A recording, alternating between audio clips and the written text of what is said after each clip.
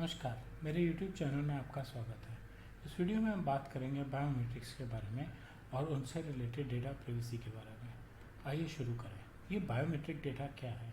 ये भी एक अनोखा डेटा है जो हमारी पहचान बनाता है। ये हमारे पास बिल्कुल 100% यूनिक होता है, यूनिक और स्पेसिफिक, सिर्फ हमारे लिए, सिर्फ हमें वेरीफाई करने के लिए यूज़ होता है, सिर्फ हमें रिकॉग्नाइज कर सकता है और हमारी आइडेंटिटी बना सकता है। ये वो डेटा नहीं है जो हमें किसी और ने दिया है, जैसे किसी ने हमारा नाम रखा या हमारे घर का पता। ये बायोमेट्रिक है, यानी कि हमारे शरीर के किसी न किसी अंग से रिलेटेड है और उससे ही बनता है।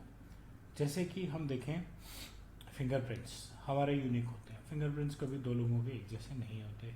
फेशियल रिकॉग्निशन, हमारा फेस यूनिक होता है, दो लोगों का एक जैसा नहीं होता, सेम नहीं होता। हमारे आइरिस और हमारे रेटिना स्कैन भी हमारे यूनिक होते हैं। हमारी आवाज़ हमारी यूनिक होती है। हमारे डीएनए जो हमारी बेसिक बॉडी की कॉम्पोजिशन बनाते हैं वो हमारा यूनिक होता है।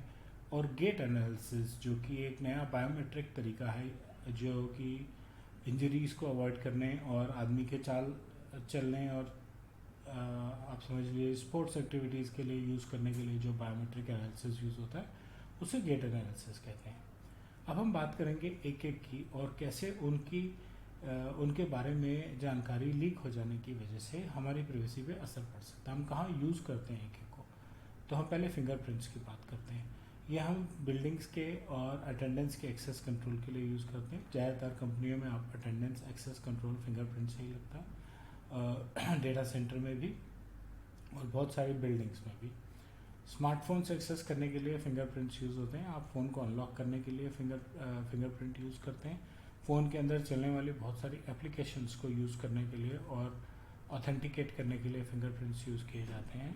फाइनेंशियल ट्रांजैक्शंस करने के लिए ऐसी एप्लीकेशंस जिनमें फाइनेंशियल ट्रांजैक्शंस हैं वो उनके लिए भी फिंगरप्रिंट्स यूज़ किए जाते हैं। लॉ एनफोर्समेंट एजेंसीज फिंगरप्रिंट्स बहुत सालों से इस्तेमाल कर रही हैं। हमारे पूर्वज, हमारे दादाजी के ज़माने में तो बैंक अकाउंट और ज़मीन जायदाद के कागजात भी फिंगरप्रिंट, थंब इम्प्रेशन से चलाए जाते थे। तो लॉ वाले, पुलिस वाले किसी भी मुजरिम को ढूंढने के लिए भी फिंगरप्रिंट इम्प्रेशन का इस्तेमाल करते हैं। और नेशनल आईडी की वेरिफिकेशन आज की डेट में, जैसे हमारे देश में आधार कार्ड है, उसकी वेरिफिकेशन भी फिंगरप्रिंट से होती है और अंगूठे के अलावा बाकी उंगलियों का भी इस्तेमाल किया जाता है। फेशियल रिकॉग्निशन, ये भी अटेंडेंस के लिए भी यूज़ हो रहा है, डेटा सेंटर के लिए भी, बिल्डिंग्स के लिए भी, टेलीफोन एक्सेस के लिए, टेलीफोन की ट्रांजैक्शंस ऑथराइज करने के लिए, ऑथेंटिकेट करने के लिए, चाहे वो फाइनेंशियल हैं चाहे वो नॉन फाइनेंशियल हैं, उनके लिए भी हमारा फेस यूज़ हो रहा है। एयरपोर्ट्स पे बोर्डिंग और सिक्योरिटी चेक पे फेशियल रिकॉग्निशन लग गई है और आपकी बोर्डिंग और सिक्योरिटी चेक की स्पीड बढ़ जाती है, क्योंकि अब आपके एक एक डॉक्यूमेंट को चेक नहीं करना पड़ता। अगर आप फेशियल रिकॉग्निशन में रजिस्टर्ड हैं तो आप सीधा अपनी फेशियल रिकॉग्निशन की लाइन में से निकल के अपना बोर्डिंग फ्लाइट को बोर्ड कर सकते हैं।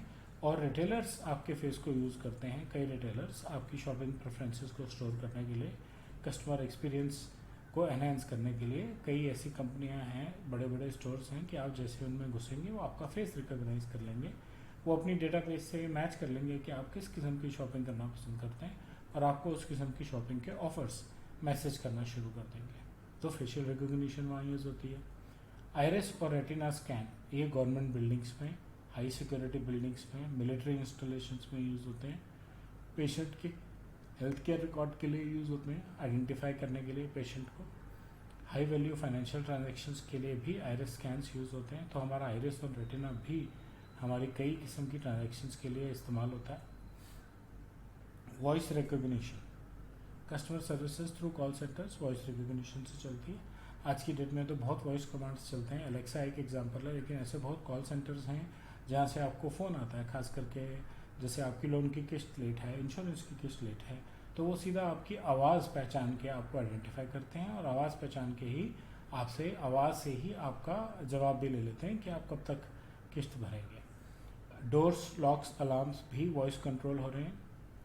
उसके बाद आता है आपका डीएनए आपका 100% निजी होता है और वो जेनेटिक रिसर्च के लिए काम आता है। पर्सनलाइज मेडिसिन, आपकी बीमारी आपके डीएनए के साथ कोलैबोरेट करके कोई ख़ास बीमारी है तो उसका इलाज भी डॉक्टर्स उस पर्सनलाइज मेडिसिन के थ्रू निकालते हैं। आपकी जेनोलॉजी और फैमिली हिस्ट्री चेक करने के लिए भी डीएनए टेस्ट किए जाते हैं, जो फॉरेंसिक इन्वेस्टिगेशंस में भी काम आते हैं। और ये दोनों बातें साथ साथ चलती हैं, forensic investigation as well as आपके जीन्स चेक करने के लिए, आपकी फैमिली की हिस्ट्री आइडेंटिफाई करने के लिए डीएनए यूज़ किया जाता है। और ऐसे ही एक कंसेप्ट है जिसे गेट एनालिसिस कहते हैं, जिसमें एक तो सिक्योरिटी में यूज़ होता है। अगर आप कुछ खास हैं और आपका गेट एनालिसिस सरकार के पास है, तो अगर आप भीड़ में भी चल रहे हैं तो सरकार आपको ढूंढ सकती है। हेल्थ केयर के लिए यूज़ होता है, क्योंकि गेट एनालिसिस से आपके शरीर के अलग अलग अंगों का इस्तेमाल होना पता लगता है। आप कितना बड़ा कदम लेते हैं, आप जनरली किस स्पीड से चलते हैं, आपका पाँव कितनी आगे जाता है, ये सारी चीज़ें गेट एनालिसिस से निकाली जाती हैं। और ये सारा डेटा अथॉरिटीज़ के पास रहता है, खास करके स्पोर्ट्स पर्सनस के लिए या पेशेंट्स के लिए जिनको कोई खास चलने फिरने की तकलीफ हो, जिससे कि वो उस डेटा को एनालाइज करके आपको इलाज बता सकें और आपके इलाज में आपकी मदद कर सकें। तो गेट एनालिसिस यूज़ होता है। तो ये सारे जो है ये अलग अलग किस्म के बायोमेट्रिक्स हैं और ये अलग अलग कामों के लिए इस्तेमाल किए जाते हैं। अगर बायोमेट्रिक्स लीक हो जाए और कोई और इस्तेमाल कर सके तो क्या होगा? बायोमेट्रिक कभी चेंज नहीं हो सकते। आप अपना पासवर्ड चेंज कर सकते हो, लेकिन अपनी शक्ल नहीं बदल सकते। आप अपना पासवर्ड चेंज कर सकते हो, फिंगरप्रिंट नहीं बदल सकते।